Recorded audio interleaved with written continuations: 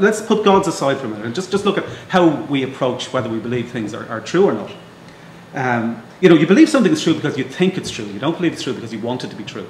That's where faith comes in. Faith adds in an extra dimension of believing things disproportionately to the currently best available evidence simply because you want it to be true. You don't have to be certain that something is true in order to believe that it's true.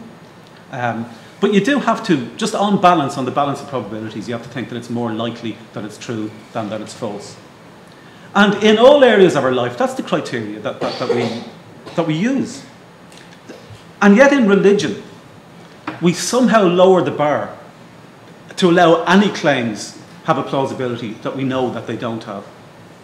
And we do so sometimes on the basis of suggesting that, well, the fact that you can't prove it's not true, or the fact that technically it might be true, or the fact that it's not inconsistent with some scientific claims, means that you should believe that it's true. But that's not the criteria for believing that something is true. You know, I could come here today and say that on the way over here I got a group of people to dismantle Liberty Hall and build it again, and then I came over to the debate. And, you know, you can't prove that's not true. You know, it's technically possible, but you know it's not true. You know, and claims of gods are, you know, particularly not just the existence of gods, but the idea that human beings on the planet Earth have a personal relationship with the creator of the universe, among all the millions of species on this one of several planets revolving around one of 1,000 billion stars in one of 1,000 billion galaxies, is such an implausible claim that the standards that we should set ourselves to believe it to be true should be raised rather than lowered from the standards that we set ourselves to believe things in our ordinary lives. There is significantly more evidence and significantly more reasons to believe that the universe happens and operates naturally than there is to believe that a God created it. We understand from science that every previously religious explanation for how the universe operates has been replaced again and again and again by scientific, rational explanations. And there's nothing going in the opposite direction. We don't have anything where at one stage we believed that we had a good scientific explanation for what's happening and now we realise that actually it was God that did it. It's just 100% one-way traffic. And because of that,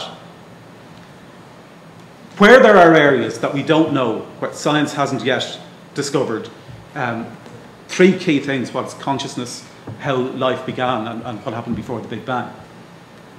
That where we don't know the answers to those questions, there is very good reason to believe that when we find the answers, or if we find the answers, because maybe we won't, or maybe we will need to evolve into another species that is capable of understanding things better than humans are, in the same way as cats can't understand algebra, there's no reason to believe that we humans are the apex of the journey of evolution.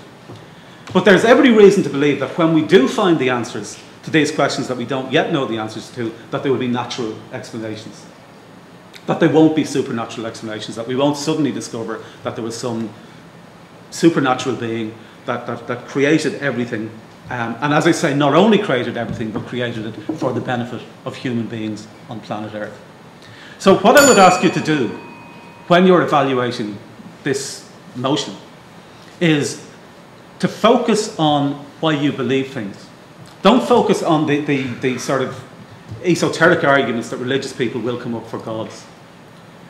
And don't attribute to those a plausibility that they don't have by excusing them from the normal criteria that you use to judge whether or not you believe something is true.